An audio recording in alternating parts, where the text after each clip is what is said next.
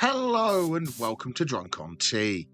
A lot of minis come with gems and other shiny details on them, and this week I'm going to show a quick and easy method for painting gems on your models in a variety of colours and the differences between painting big and small gems. Although I'm going to focus on gems today, these techniques can also be used for painting lenses, scopes and Space Marine's eyes.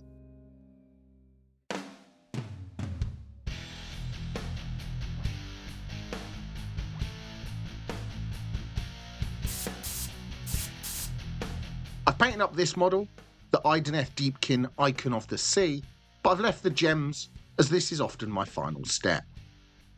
I've painted all of the gems white as this will give a nice bright base coat to paint on. And to start with, I'll paint the large green gems. The first colour I'm coming in with is Caliban Green. I'm carefully applying a base coat all over the surface to the gem. The Caliban Green will really give a nice dark coat that I can then brighten up with a nice transition to my brightest colours. I'm being careful to only catch the gem and avoiding getting any green over areas that I've already painted, making sure to just catch the gem with some Caliban Green.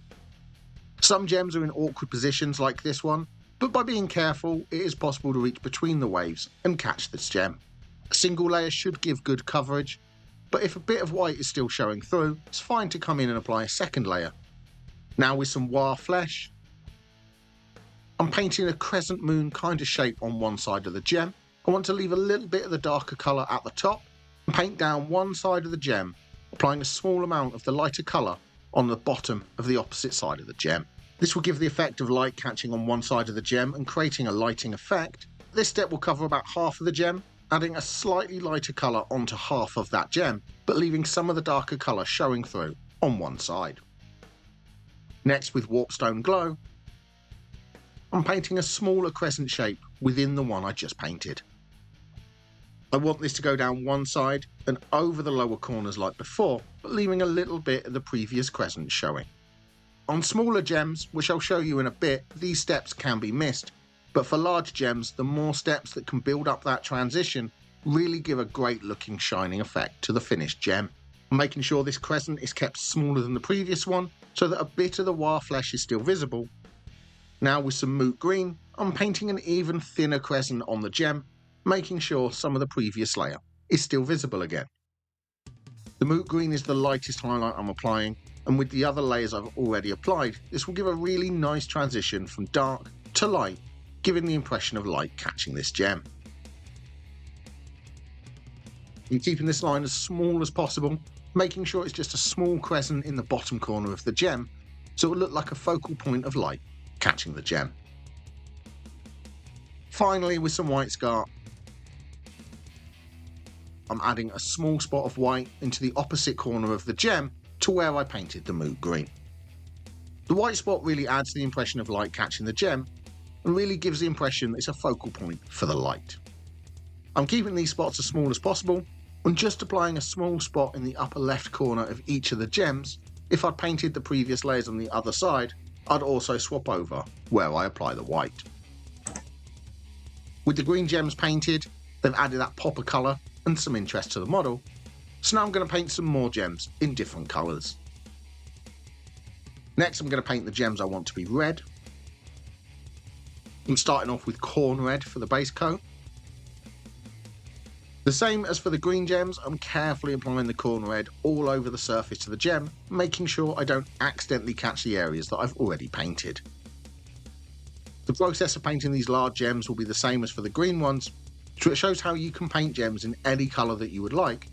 Just follow these steps, and starting with whatever colour you want, just applying layers of slightly brighter colour until you reach a highlight colour that you're happy with.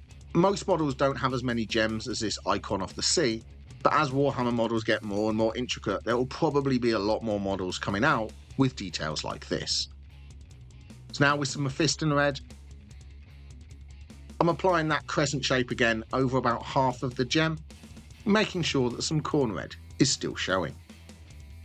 I often paint the highlights into the lower right corner of my gems, but you can paint them on whatever side you like. Obviously, if you're doing some OSL on your minis, try and make sure that the highlight is always pointing towards wherever your light source is. But without OSL, I find having the lower right highlight look quite nice on these models.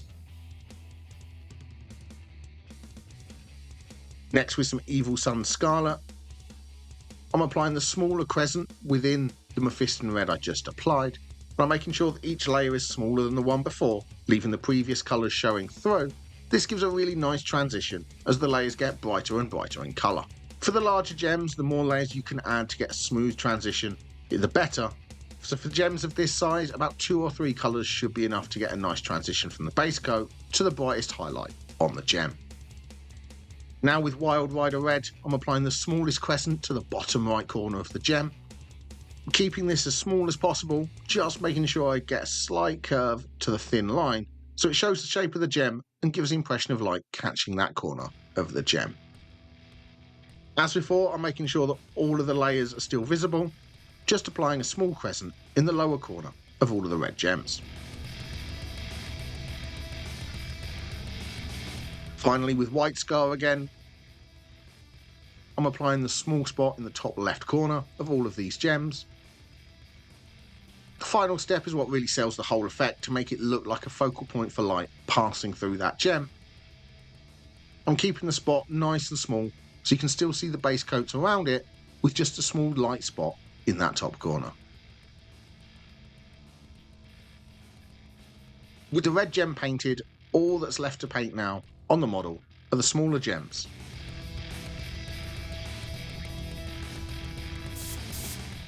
If you're enjoying the video, please press like. If you want more videos, press the subscribe button and ring the notification bell. And if you'd like to support the channel, please become a member by pressing the join button down below or joining me over on Patreon. So now it's time to paint the smaller gems, which I'm going to paint in blue.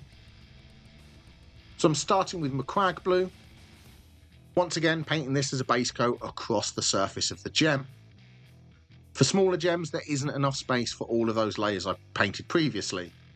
So I start with a slightly brighter base coat. If these gems were larger, I'd be using Cantor blue, but as there will be fewer highlights, MacLeod blue gives a slightly brighter base coat. And as these gems are small, I'm being really careful with that base coat, so I only paint the surface of the gem. As before, if I don't get a solid base coat in a single layer, I'll paint another thin layer on top. Often, as these areas are so small, a single coat will give solid coverage. These gems on the legs are tiny, so I'm being very careful as I catch these small gem details with MacLeod blue. And now with Calgar blue, I'm painting a small crescent shape in the bottom right corner of the gems. For small gems, I'm skipping straight to the final bright highlight on the gems and just applying that small crescent shape onto the gem. Because there isn't room for all the other layers, I'm making sure the crescent shape is nice and clear where possible. This works well with the lighter base coat to give the impression of light catching and reflecting in a much smaller gem.